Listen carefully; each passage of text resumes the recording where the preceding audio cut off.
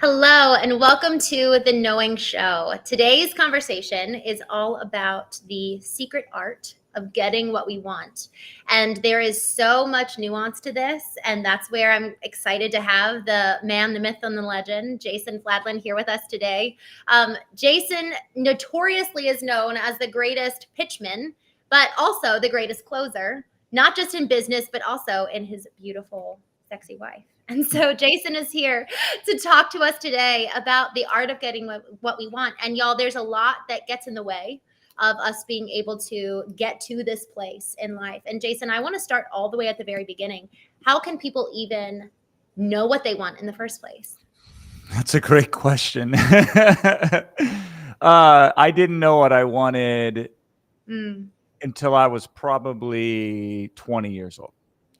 So it was always there. Because I'd always been rapping since I was 7 years old, writing music, performing in front of audiences, and even writing books. Like, it's funny. I was thinking about this the other day. I had this kid that I was friends with in school named Adam, and what we would do in school is I would write a chapter during first period. I'd hand him over the notebook. He would write a chapter in second period. He'd hand it back to me. And we filled notebooks of this stuff, right? So like early on, I was a writer, I was a performer.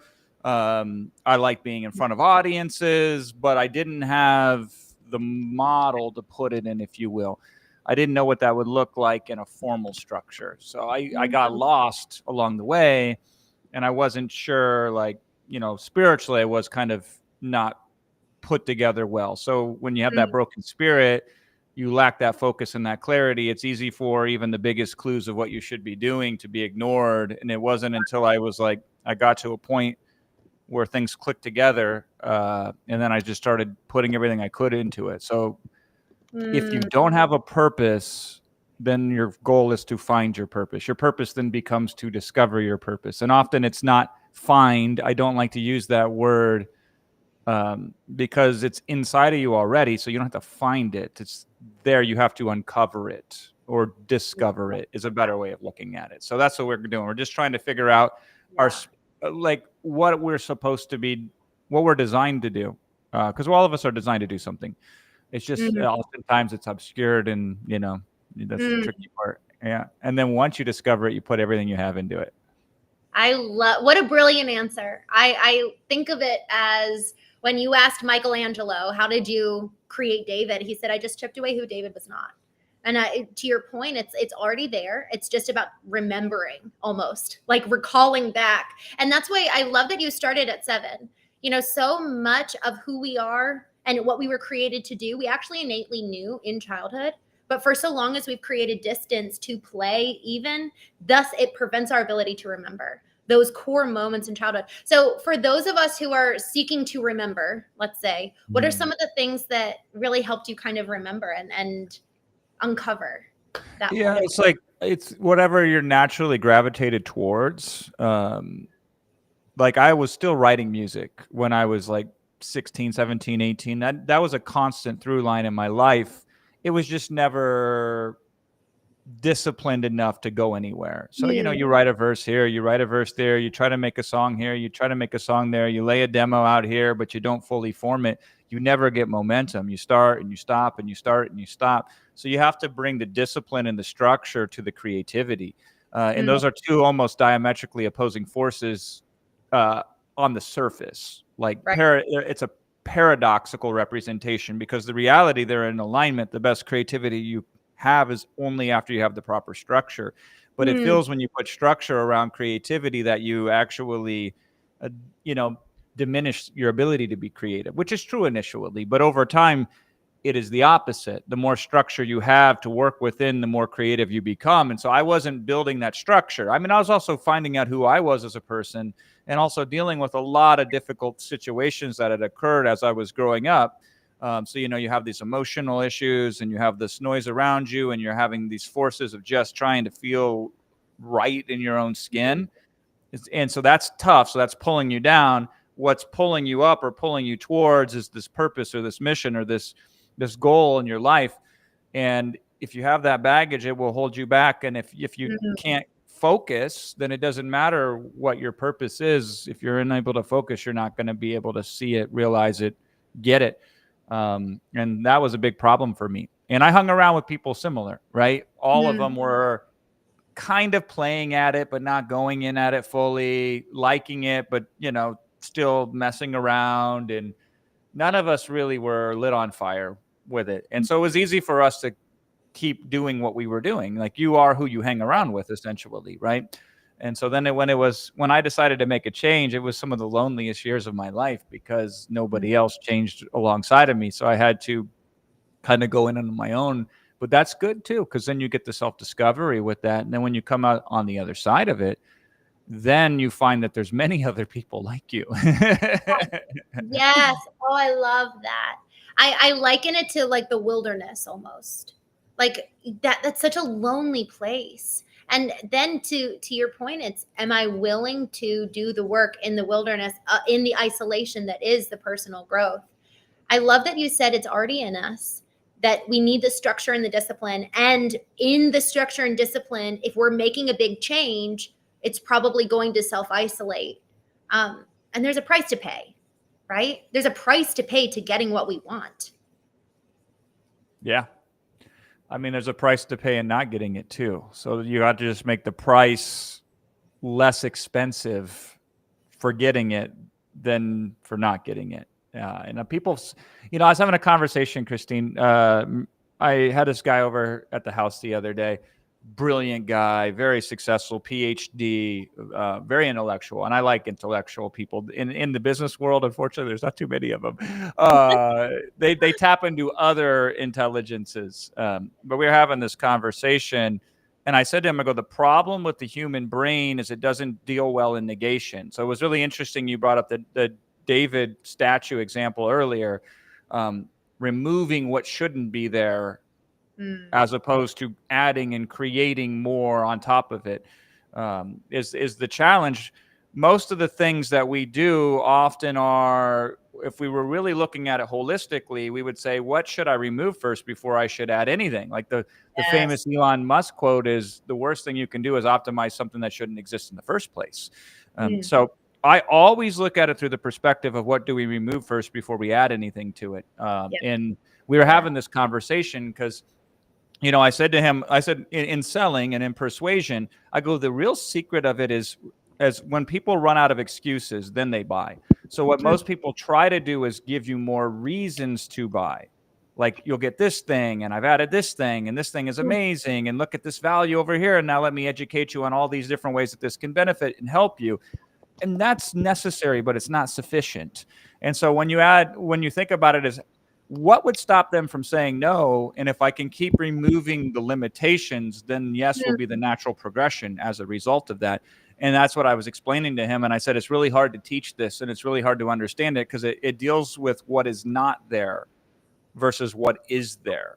You know, adding something to your offer is, you can see it. It's addition, it's clear, it's visual. Removing something that shouldn't exist is abstract. And that's very difficult for people to process and understand and get. But that's where I always start. So that's how I think about it, like intellectually.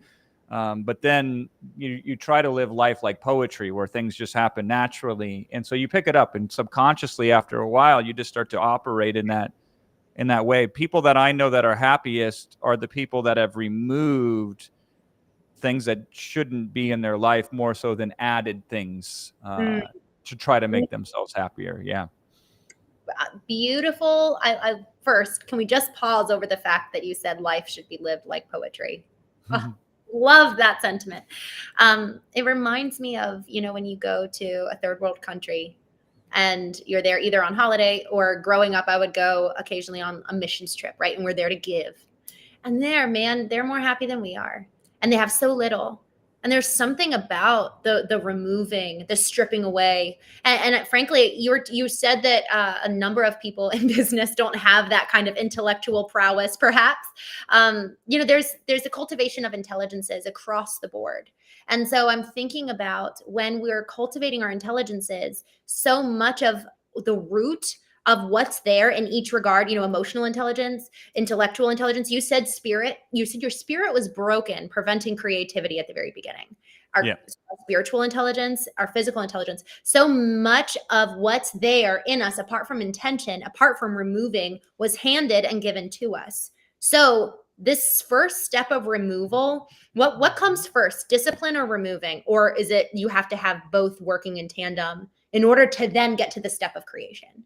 Yeah, I mean, removal is a harder form of discipline because the easiest thing, Mhm. and we talk about this in entrepreneurism all the time, is the easiest thing you could do is just say yes to a new project. It feels like a smart decision, right? It will Yeah. probably make more money, and you'll get all the kudos if you and everything. You'll be the man or whatever the case may be. So the easiest thing to do is to add, but oftentimes in Mhm. all businesses, we try to remove everything that is unnecessary first.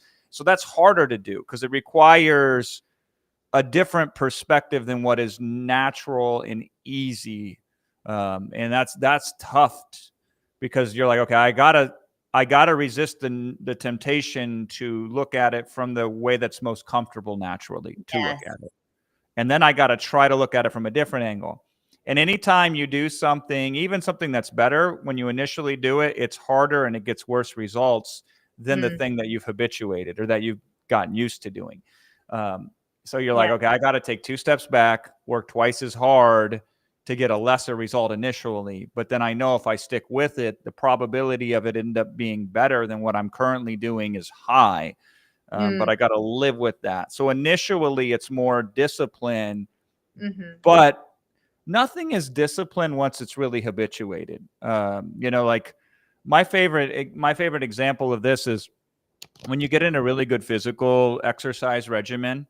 Because I can remember so many times this happening, and it still happens to me this day. I'll sit down and be like, I'm not going to work out today. I'm too tired. I don't want to work out today. I got too much to do. I can skip it. I'm not going to work out today. And I'm telling myself that as I'm walking to the gym, right? And then I work out, right? So I can protest all I want. I can complain about it. I can try to talk myself out of it. But now it's harder to talk myself out of it than it is to talk Mhm. myself into it because I'm not requiring willpower and I'm not requiring thought process in order to do the thing. The thing Mm. is habituated, so it gets done automatically. So once you create the new habituation, then it becomes as natural as what you're currently doing, but you Right. might as well habituate something that is a higher level of operation than what you're currently operating at. So that's Mhm. kind of the thinking behind it. Yeah. I love it. So effectively, here's a question. Like you said, the analogous of 2 steps back, then moving forward poorly, slowly, and then it becomes habit and it's a lot easier. So in order for us to identify, okay, this is a new habit I need to create, thus let me take the 2 steps back. How do we ensure that it's not like, okay, let me take 2 steps back and then start moving in a new direction? Uh-oh, wrong direction, 2 steps Yeah. back. How do you even know what is that end destination in the first place? I'll approach everything with as much grace as I possibly can, Mm. which is very, again, atypical in the business world. Here's a great example of this too. It's thematic with what we're talking about is the most popular people on social media and in the easiest position to understand is that if you're just hard on yourself and you push yourself and Mhm. even to the point of abusiveness where it's like you're yelling and you're screaming and you're getting in somebody's face and you're saying just do it, and it's the most popular notion that you'll see represented on social media of what change is. Like this whole thing of like just being so brutally hard on somebody and breaking them and then making them something better. And the reason why that exists is not only because it's visually easy to demonstrate, and two, it's easy to understand as a position. Like, oh, if I push somebody hard, then I can push them further, right? But also at the same time, is it works just enough that it stays Mhm. around as a strategy. It's a very ineffective strategy across the board when you apply it to large populations of different people in various circumstances. It's one of the least effective ways. So it is effective, but it is minimally effective, and the probabilistics of it working are very low. Like, and I don't like playing games where the odds are against me. To me, that just doesn't make sense. And so instead, if you can approach it with grace and with understanding, I find then you tend to stick with it further. And then if further adjustments are needed to be made, they're easier to make. So when I'm doing this stuff, Christine Marie, I'm approaching it like a scientist would. I'm running an experiment and I'm collecting data, and then I'm curious. Curiosity is the primary emotion that I'm driving with. I'm curious to see what will happen, because if it's something good, fantastic, then I can use that. If it's something that I didn't predict, fantastic. I get a new level of understanding, and now I have a new perspective to look at it. If it's something that has mixed results, awesome. Then I get to dig into it further, play with it some more, and see what happens. So I'm approaching it from a position of grace, not from a position of violence. Most self-help is violence described in, ways that are supposed to be good for you. I'm just approaching it with this concept of let's see what happens. And then the high level focus is we're going to try to pull ourselves into something better. So that's already taken care of. So we don't have to like put the extra pressure on top of that. We approach it with grace and with empathy and with this curious state. And if you lay that across the board, that has a much higher probability of success than this brutal confrontational approach. But in business, it's primary male, it's primary masculine energy, and so like that is what is gravitated toward, because that is the easiest thing to understand, easiest thing to communicate and to do. It's the most visual, and so the most people follow along with it. But like, if you watch me sell, and I've done this over and over again, and I've proven this, and I sell differently than anybody sells, which is why I get a better result. I will use a lot of empathy in my selling. And not only will I be able to push harder in a lot of instances than most people do without, getting a lot of pushback, I will be able to reach and people are not only more likely to buy, but then they're also more appreciative of the experience. And so the brand value goes up, and everybody walks away feeling better, and more people buy. But it just took a little bit more extra work up front to figure out how to do that. Because you can beat somebody up and say, hey, listen, only losers don't invest in themselves. And you don't want to be a loser, do you? And I want you to think about, what your family's going to think of you if you don't do something better, and your wife loses all respect for you because you're less of a man. And you could sell well with that strategy. Okay. Like, if you make somebody feel like nothing and then you give them the opportunity to be something, you will close sales that way. But I wouldn't recommend it, because you will have a less valuable long-term relationship with your customer base. You will create more opposition, because that's an oppositional perspective. So eventually that's going to kick back on you.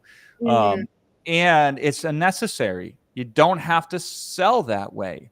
So you can say to somebody, this is going to be very difficult. And there's times you're going to question yourself as you do this.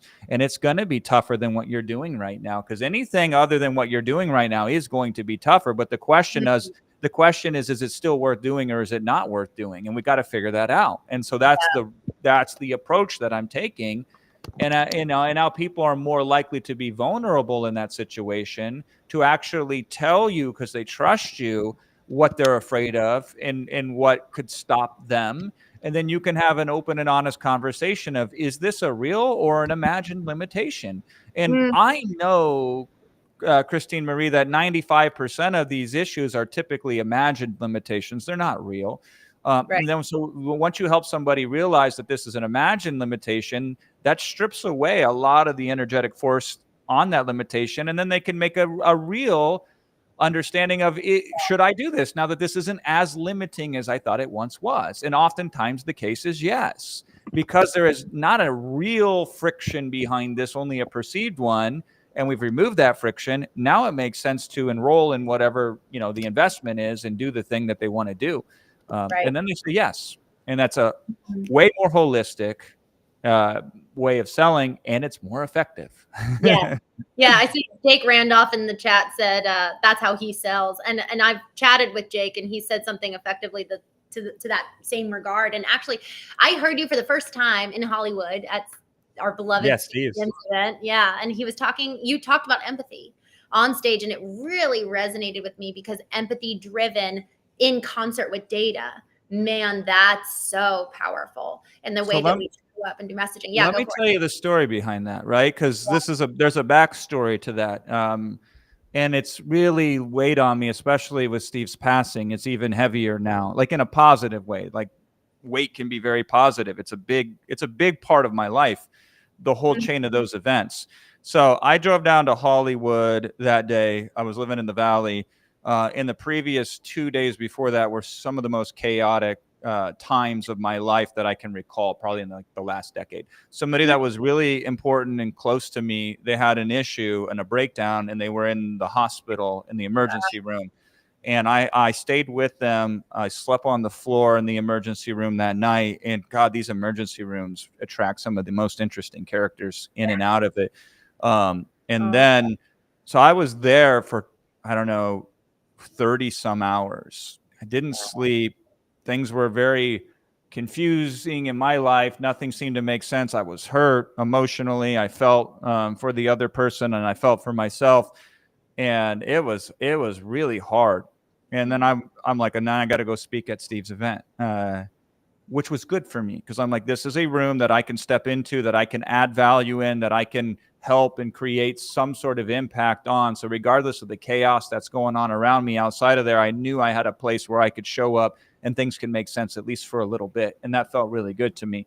And so when I drove down there, I had the 4 hours of sleep in 2 days, and but I was able to then take that feeling I had inside of me of how I was feeling and put it into a positive perspective and project it onto the audience. And I remember that because I said, this is how it was set up. I said, it was like in a bar, right? I don't know exactly where it was at, but it was, Something they were sketchy. running plays, like these like acts, like it was a whole set piece, because this is Hollywood, right? Hollywood. And it's Steve Sims. So And it's Steve Sims. So you add those two together and it gets crazy. And I remember saying, can I get a stool? So they pulled up, they gave me a stool. So I didn't stand up in front of a PowerPoint presentation. I didn't stand up on a stage. I said, just give me a handheld mic and a stool. And I was very intimate. So I sat on this stool with a mic in my hand and just talked to the audience for 50 minutes. And then I took questions at the end of it. And I remember walking away, because I stayed there that day, and then I drove back home that night. And I remember thinking, God, thank God I have that in my life, because no matter what happens, this is like the North Star for me. I can contribute and I can be of value, and that gives me value. And I put that was an extra special presentation that day, because I poured part of my heart into what I was talking about, and I had more access to the deeper levels of those messages, because of the heartache and the challenge that I was going through, and in the emotional level that I was at. And again, I kept it in context. That's why I pulled up the stool and sat at the stool with just a microphone, and I kept it intimate like that. And that was incredibly powerful. It was so I remember that. Jason, it was the integration of the emotional intelligence with the intellectual intelligence. So many people just operate in the IQ, sans the EQ, and it lacks the depth and the weight. You said weight is good. It was so potent the way you showed up on stage that day, and memorable too. So it just to reinforce this message of empathy, it was like you led by example of how to do that. But there's you were talking about, we were talking about price at the very beginning. There's a price attached to it. There's a price to feeling. There's a price to going through the process of being able to access empathy in the first place, because you have to be able to imagine the pain of the other person. Was there ever a time? Yeah, go ahead and speak to that, please. Yeah, I mean, so I don't know if I was naturally born that way or I picked up on it early, but I always had the ability to tap into the empathy. I think part of it was the chaotic nature of the environment that I grew up in. It was dangerous sometimes physically. And so I was really having to read everybody's actions and their intentions and try to predict that for my safety, and trying to take care of other people, because I had to take care of other people at a very young age in my life. So I picked up on that part intuitively and part from a survival perspective, being able to understand and anticipate how somebody else was feeling. And I've always then tried to help them get what they want. It's just part of the DNA that I've had. Now, in its worst way, it's at the expense of my own well-being, which is not healthy. In the best of ways, it's with considering me as well and also helping the other person, which is I'm good at it now usually, but I still slip a lot. But that's the progression there, right? So like I picked up on that very quickly, but also at the same time, Christine Marie, like I learned very early on in business that this concept of binary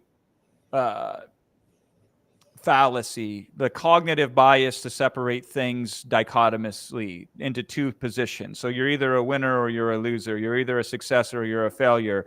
You're either happy or you're sad. You're either winning or you're losing. You're either right or you're wrong. And I could just rattle on 50 other dichotomies that we accept as truths when most of the world in every area of life is way more complicated than that and more nuanced than that. So oftentimes it's like, in my attitude, like if you're selling something and somebody says no, that's not a dichotomy. It's not you don't either get a yes or you get a no. What I hear is I'm saying no based upon how I understand it right now, related to who I am and related to the content and the information you're providing to me. So that's a flexible no in that situation. And so it's like, if I give you a new perspective, then it may now be a yes. And again, always under the condition that we're already targeting the right audience, who we have a high degree of likelihood of knowing that they're the right fit for it. Essentially, the people that know they should do something, want to do something, need to do something, but yet still haven't done something. Or the opposite, know they should stop doing something, want to stop doing something, have to stop doing something, yet they keep doing it despite the fact that they don't want to do it. That's who we're selling if we're doing marketing right, and that's who I always get in front of. But what I discovered early on is I started treating this more like a lock picking exercise, where if I try combination A and it doesn't work, do I just quit? No, it means I try combination B, and it means I try combination C, and I try to combination D. So I would just give people as many perspectives as possible to look at the situation, and each perspective gives new understanding, and new understanding leads to better decision making. And so this was always my attitude and my approach. And so then I would use empathy. And if empathy wasn't the tool for the job for that person, then I could utilize other strategies as well, because it's just one of many. But early on, then my goal became, let me learn as many of these communication strategies as I possibly can. Because if I have a toolkit with lots of tools, then I'm more useful and more able and more capable than if I have a toolkit with only a few tools. And so I've just been a collector of different communication frameworks, and I've tried many, and I have a lot of different ones that I can lean on and use and grab. And that's part of the reason that I've been so successful, is I don't just have a hammer and bang everybody in the head and call them a nail, you know? Yeah, right. Jason, you said something that, I almost said hot dog when you said it, because it was so exciting. I loved that you said dichotomous truths. So many, I know for me, one of the biggest lessons I've ever had to learn, and I still have to remind myself of it, is about the gray. It was so incredibly hard to understand. My therapist said, your husband can love you and leave you. And I was like, what? Like, it just, my brain, it was like the immaturity of a brain. That I really had to learn to cultivate. This like new part of brain functioning was two things can be true and coexist. And that, man, that is so, so important, that people can say no and still be open. They can say a hard no, and still it's just a new perspective that they need to hear. And so can you kind of help us understand, for those of us who are coming from the dogma, especially if we grew up in a religious household, we look at the world through black and white, and there's a lack of heaven color. and hell is the ultimate dichotomy. Yeah. Yes. Yeah. Life and death is another dichotomy too. Yeah. It's we live in a world without color unless we understand this. So how do we retrain and reprogram our brains to see the world with color, and thus allow us to see people with color? There's usefulness in the dichotomy, because there's usefulness in it's a simple framework. The problem with language is all language is symbolic of something deeper than language, because ultimately every word is used to define other words. You're using words to define words. So they're approximations of the truth, but they're never the truth themselves. And so one of the values of language is you can make things fit in a box very easily. You could say win or you can say lose, and you've covered the whole range of variety in 2 words, right? So I always look at the thing and say, what's useful about this? So this is called utilization. And we say, what's useful about this, and when would it be useful, and when can we use parts of this to help us in our experience called life? So we try to take the best of it and invest it into the experience. But then we say, where can this limit us? Where are areas in where this can be dangerous? So I can A, be aware of it, and then B, what are things that I can do in place of this or alongside of this, or to try out instead of this, and see how that works and how that happens. You know, and you know, my dad grew up in a Catholic upbringing. He went to a Catholic school, and it turned him off so much that he was like, "We are not doing any religion in this house, damn it." I can only imagine. Gosh. Because it was all pushed on fear, and so that was his experience, and that was the dichotomy: is if you don't do this right, then you will go to hell. And gosh, that's a very scary notion to even consider. So what I like to do is just a simple assignment for anybody, if they're just starting out. I teach this with my clients, is just map 5 alternatives instead of 2. So there, you know, instead of winning and losing, there's like exceptionally winning, everything goes right. And then there's the worst case scenario, everything goes wrong.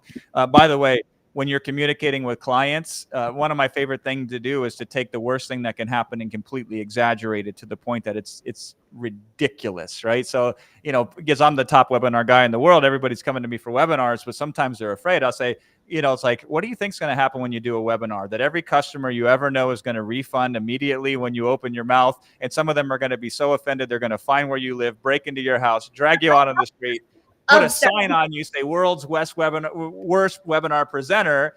And then somebody's going to throw eggs at you when they drive by in a car, right? And they're like, oh, okay, it's not that bad. Right. But, you know, until they run it all the way through, they think rejection equals bad. They think making a mistake equals bad. And that's thought complete. Don't explore it further, shut down, and then they don't run it all the way through. But if we can look at it and just map it out on a bell curve of 5 different things, you know, yes being, or winning being, everybody in the world ever bought. And they bought twice because you were so damn good. That'll maybe happen 1% or 0.1% of the time. And then on the farthest side, like everybody found out who you were, canceled you, thought you were the dumbest person ever, and you lost any chance you ever had of success in life ever again because of one webinar done one time ever, right? And then you're like, well, what is the most likely outcome? This is what I always tell clients. The most likely outcome the first time you do a webinar, if they've never done one before, is this: nobody cares. Because they don't even know you did it. Like, you're not that big of a deal. Like, thank God they don't know who you are, because you're new and you're not going to be very good. So it's a blessing that only a few people will see you as you attempt to learn how to ride the bike. That is the webinar for the first time, you know? So it's that's the most likely outcome, is nothing changes. Not the first time. And then like, okay, so that's the one in the middle. So those are our 3. And then the one that's a positive but likely is the case is you pick up a few people and they like what you do and you had some impact and now you have momentum. Or the unlikely thing is like nobody shows up and you put all this time in it and you didn't make any money off of it as a result. That's terrible. No, it's just kind of bad and it's livable. And you still have experience from it, and then you can try it again. And so if we just take a 2 outcome scenario and map it to 5, middle is most likely, slightly positive, extremely positive, less likely but negative, and then extremely negative. That opens up this cognitive flexibility. So people are like, it almost always takes this big scary boogeyman that's in their head that stops them and makes it feel like this isn't actually that big of deal. If the outcome is nobody's going to care one way or another, this is just a good way for me to start building momentum. That sounds very achievable. And then they move forward with it because you've taken the fear around it, which is largely made up and manufactured, and you removed it.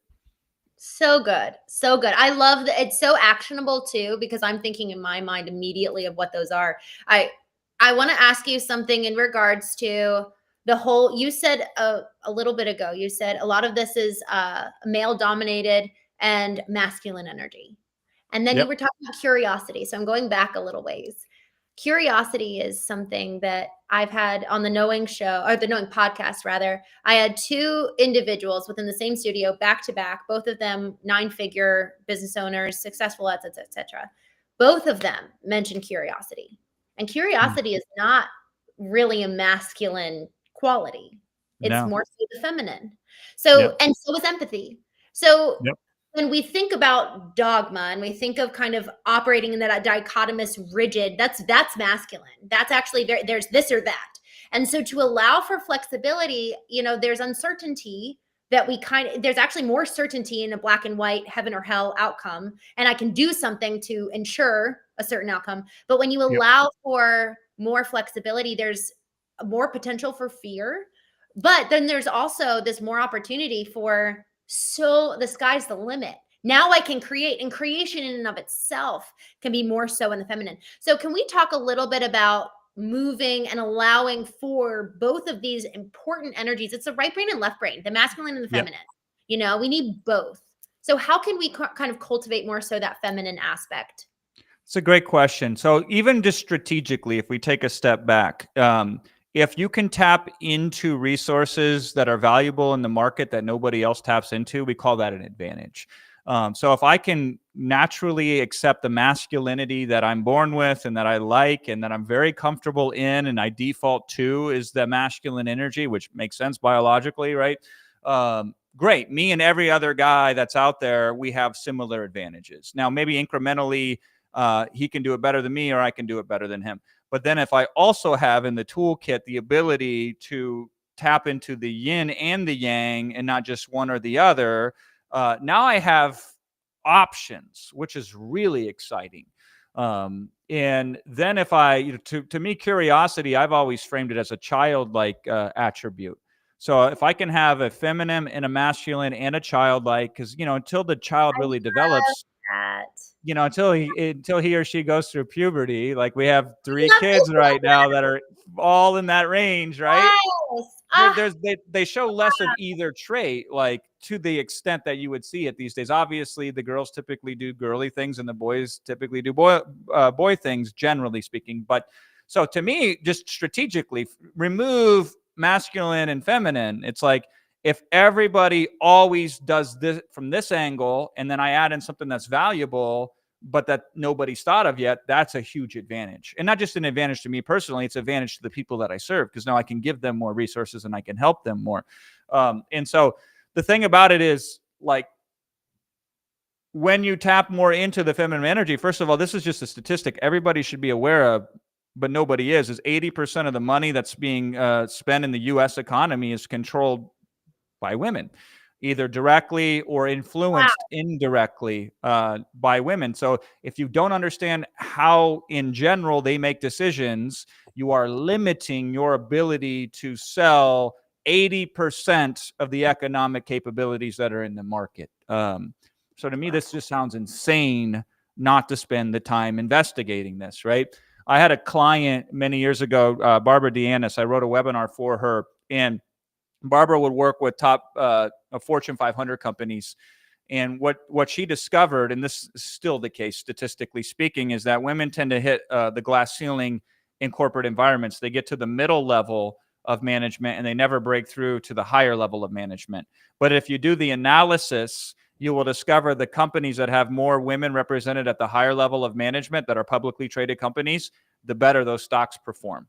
Correlative or whatever we want to call it, doesn't matter. It's interesting that there's a pattern here. And then the question becomes, typically, why do they get stuck in the middle management levels? Is it done intentionally? Doesn't seem to be done intentionally. Nobody's saying at any company, let's stop women from growing.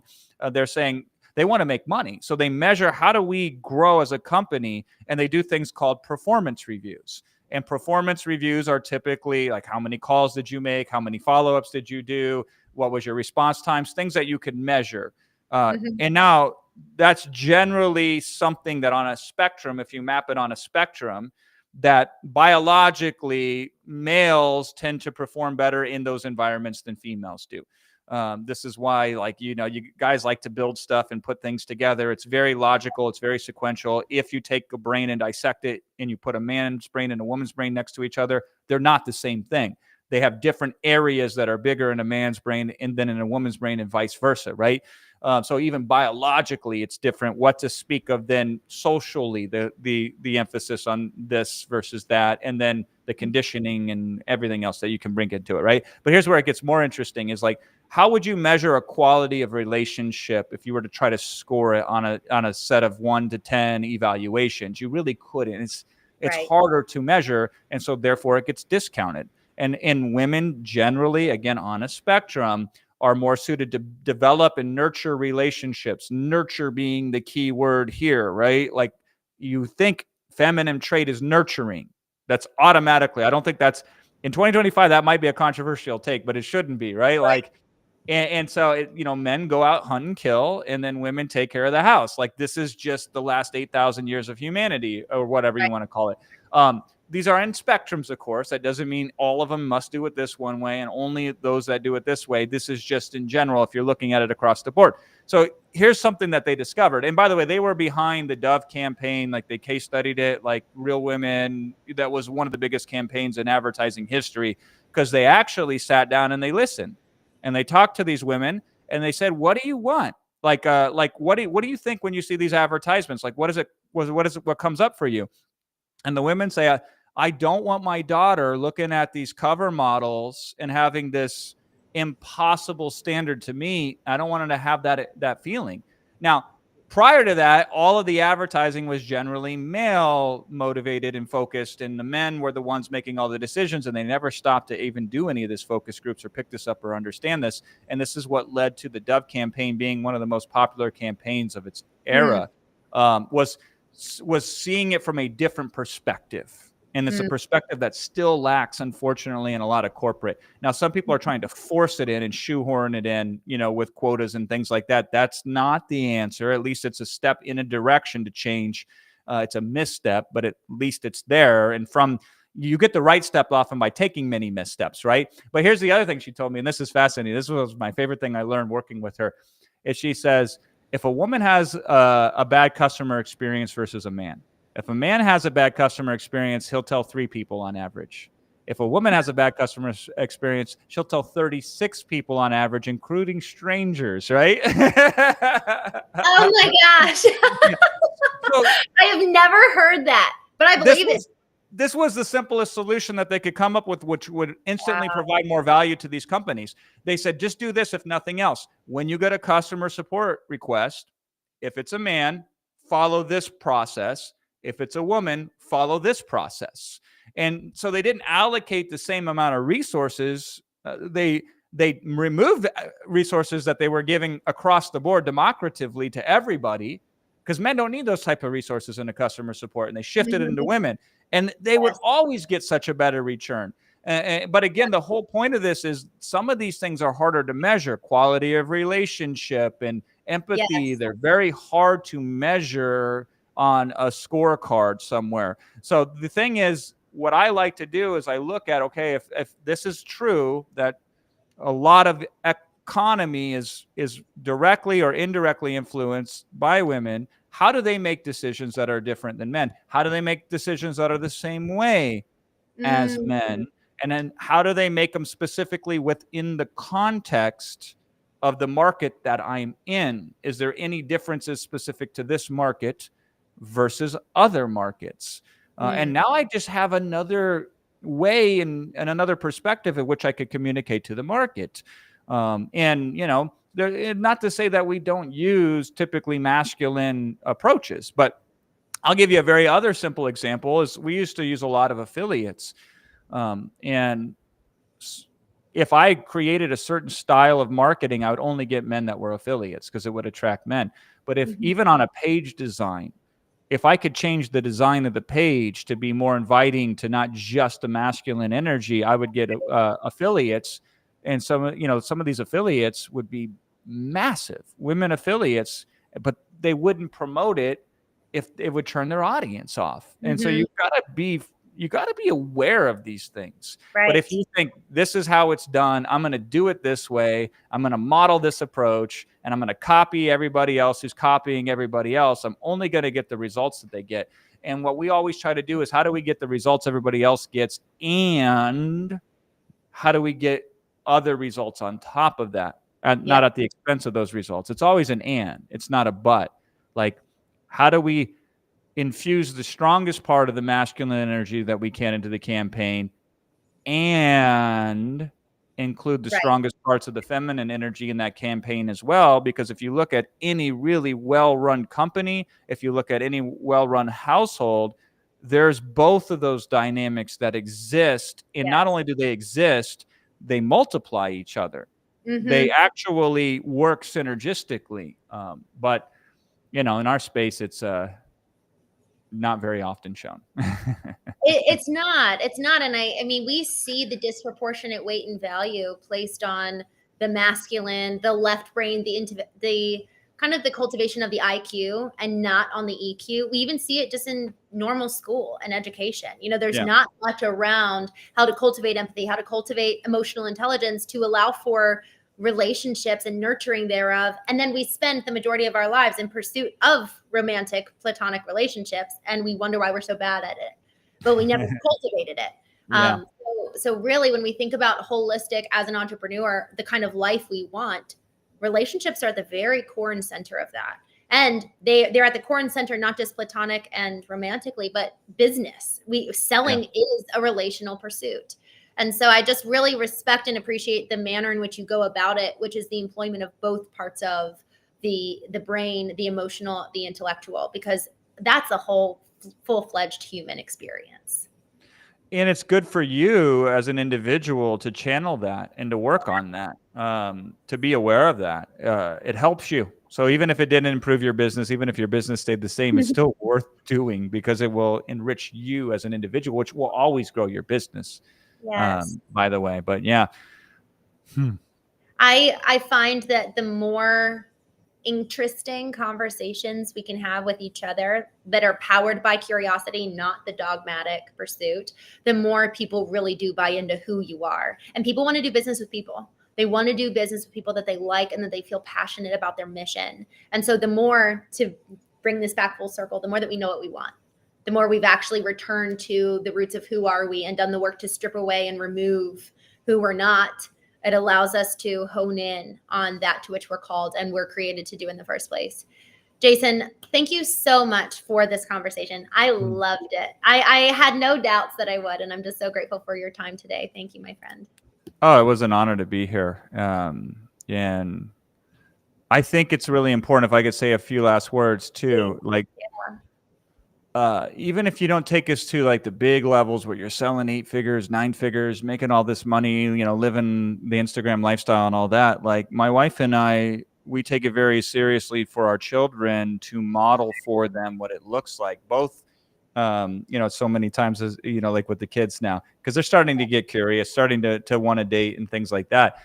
Having the conversations with them, it's like, showing them what kind of man for the girls, what kind of man is the kind of man that would be a good man for them to date, and then who they would have to be in order for that man to want to date them, and then vice versa for our son, like what kind of skills and how does he show up in a way to get a high quality woman, and then what is a high quality woman and what's the difference between the two of them.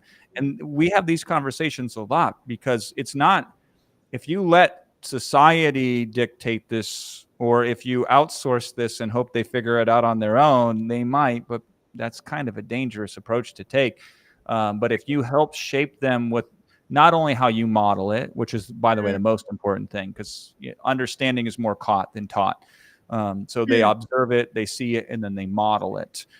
You model it, but you also bring awareness to it. So it's like, you know, if you're showing up in a certain way, is this the type of way that is going to help you in life attract the partner that you want to have later on in that life, or attract the employer, or have the employer want to hire you, or is this going to open up the opportunities for you that you wish to pursue in your life?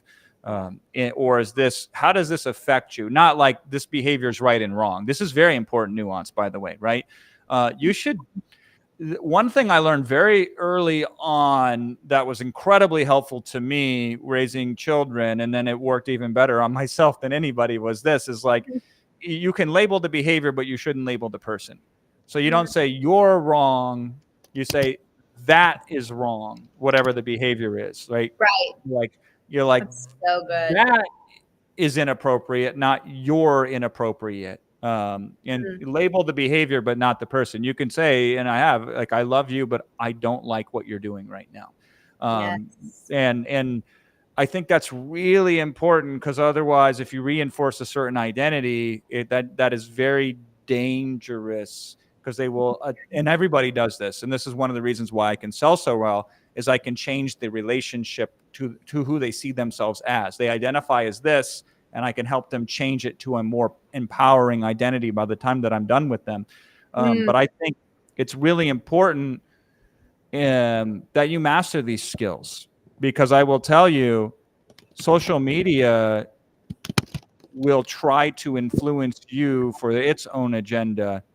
And nowadays, it's not just a thing that will help you, it's almost a defense. You have to take it. So you can be more resilient to these algorithms who are subtly and coercively trying to influence you to believe things that are useful to the platform and useful to the people spreading those messages on the platform. And so if you have children, or you yourself are younger and you're still emerging and trying to figure out who you are in this world, it is more important than ever that you figure out your values, and you figure out a way to understand and show up with those values and be resistant to the negative influences that will undermine those values. And I try to do it in business, not directly by what we're talking about now, but by showing up in the way and modeling these behaviors, but at the same time giving an outlet and a process for people that will empower them to uncover these things in their life as well. And then as a parent, we try to do it. And as a partner, as a husband to my wife, most important to do that with, and vice versa. My wife does that for me too. So Gosh. there you go. The secret of life in one podcast. Secret of life. Man, there's so many things we could talk about. You just opened a whole can of worms that I'm like, oh, I know it's like been a while. Jason, it's so critical to your point. It's not just what do you want, but who do you need to be in order to attract it and even receive it and treat it with the care and concern so you don't let it go. Man, I love that. That's so important that we know the vision of the ideal so clearly, that it's the tangible, the doing, but also the being that is our responsibility, that we cultivate to then be able to be postured. You mentioned right before we jumped on, I said, what's been on your heart lately? And you talked a little bit actually about this very thing. You talked about effectively being a third-party observer in your own life that's enabled you to exist in that state of being, in that state of presence. Can you talk a little bit about that before we wrap? Yeah, I'm glad you brought that up. So by a chance event, I was speaking at Joe Polish's Genius Network, which, and 𝐸𝐿𝐴𝐿𝐿 was there too. So it was a crazy week that week. So I had just finished up a huge launch for a client, and we did 6 figures on this webinar immediately. And then I had another client that I consulted with, and he ended up, paying me 6 figures for that the same week. And then I had to do a fundraise for a religious ceremony. So I had to collect donations for that the night after I was flying back from Genius. And we did 6 figures on that. So I had like 3 events in 4 days that were separate, that all were 6 figures simultaneously. Nice. And then the day after that, I did a little bit of consulting for Alex Hormozi's book launch, which, did $105 million. A little more than 6 figures. Yeah, I mean, that was on top of it. That wasn't any billable activity associated with what I did. And I certainly did what I could to help there with as much as I could in the small amount of time that I had interaction there. That was my 5 days, right? And in between it, I run into this guy in Phoenix. Sri Kumar is his name. A really interesting gentleman, and he's Indian, and my religion is Hinduism, and a very specific type of Hinduism. And it was strange because I ran into him and I started talking to him that morning as I was walking into Genius Network. And he starts quoting these verses, these religious verses in Sanskrit, and I know what he's saying, and I'm finishing the lines for him, and we're sharing this very beautiful, very auspicious moment, serendipitously, that's going on. And he says that to me about being in the observant role of watching life unfold and being in it but not of it, and reminding me of some spiritual texts that, in my 20s were pivotal to me, helping me find myself, and then Wow. really moving forward with a purpose. And it was so needed at that time. So I was able to tap back into that. And that's kind of where I've been lately, because this has been a very, there's a Chinese curse that goes, may you live in interesting times. And I've been living in an interesting time in all the positive ways, like the activities that I've been part of, and the demand for my time right now is greater than it's ever been. And it's just exploded. And I've been able to do incredible work in a lot of different industries. It is overwhelming, the amount of inquiries I'm getting right now, and the level of play that I'm playing at. Like we're talking about how I'm going to be in Dubai at the end of the month. We're talking about this at the beginning, and we're probably, my client, I just saw an ad of his last night, had 26 million views on an ad that he started running a couple of weeks ago. So we expect like 100,000 people live on the first day of the webinar. It's going to be a big deal. And so I'm going to fly out there. We're going to do that thing. So this is my life right now. It's pretty crazy in all of the best ways. And when it becomes overwhelming like that, if you start to identify with the chaos and get sucked up in the chaos and think you can control it, which you can't, then it will eat you alive. It will crush you. But if you can take a different perspective, and this has been the theme of our call, is being able to tap in multiple perspectives, to fly out, observe yourself as you are in it, then you can have a new set of feelings, and you can just be more observant of, here's what's happening, and you're detached from it in the moment so it doesn't weigh you down, and you can marvel at it. Isn't it crazy how we find ourselves in these situations right now? Wow, this is going to be awesome how you're going to channel this, and they'll be curious what will become of it, as opposed to, I got to get this done. How am I going to manage this? How am I going to do 6 projects when I can't normally even do 2 projects? And how I'm going to keep my sanity, and how am I going to keep my health, and how am I going to make time for my wife and my kids? Like, that's the first person perspective, overwhelming. It's me, right? But if you zoom out and you watch him perform in his element, see what kind of things that he creates, watch him as he handles this with grace, with dignity, and also indignantly, right? And what's he going to learn? So taking that third party perspective, and being the vessel in which the activity is occurring, as opposed to thinking you're the creator of the activity that is occurring. So taking a more enlightened viewpoint. And it's ironic because the most present I can become is when I take the third party perspective right now. And people think it's like first party present, be here now. Eckhart Tolle, the power of now. Sometimes the power of now is to fly above it and observe it from a different angle. I could not agree more. Honestly, there's something about, I was actually writing about this just 2 weeks ago, the ability to almost like transcend, to step outside and above and look down, especially, I mean, honestly, whether it's really good, wonderful events that are happening that have us so busy, or like in the last week, celebrating 9/11, right? We're remembering 9/11 right after these 2 deaths, 2 days, in sequential order. It's just like crazy lately. Yeah. I know. And being able to remove outside of almost like this physical dimension and just watch. And to your point of curiosity, taking that perspective and being curious allows for, you said detached, it allows for us to let go. I'm reading David Hawkins' Letting Go slowly. I love David Hawkins. Yeah. I've never read it before, but man, it's like so potent. Even last night in the book, he talks a lot about just by letting go of whatever it is that we're grasping onto, it comes back effectively. Whether it's even just last night, I was trying to remember the name for the song. I was driving with my windows down after I took my niece to the fair, and we were all in our country mood. So I was like singing my country music, and I was trying to remember the name for the song, and I've been trying to remember it for weeks now. And then I thought of David Hawkins, and I was like, I'm gonna let it go. I think I'll be able to remember if I let it go. Literally within 10 seconds, I remember the song. It was so funny, but it was such a good, just little example of, that's awesome. Yeah, what are we so in that we actually have our head down, that we actually cannot see?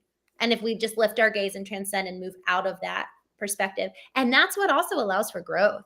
That's what allows also the ability to hold these seemingly opposing truths, the masculine and the feminine, and allow both to work in concert together.